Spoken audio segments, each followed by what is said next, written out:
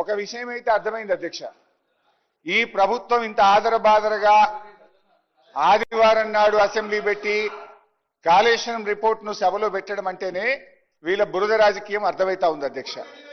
ఎందుకంటే అధ్యక్ష ఎందుకు పోయినో చెప్తాను, అన్ని చెప్తా, don't worry, I will answer each and every question. Be patient. Commission of enquiry act 1952 ప్రకారం 8B 8C ఇవ్వకుండా నిబంధనలు అనుసరించలేదని మేము కోర్టుకు వెళ్ళాం. అది ఫండమెంటల్ రైట్, కాన్స్టిట్యూషన్ ఇచ్చిన రైట్.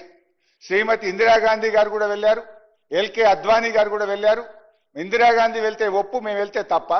ఎల్కే అద్వానీ గారు వెళ్తే ఒప్పు, మేము వెళ్తే తప్ప. I will explain all those things, don't worry.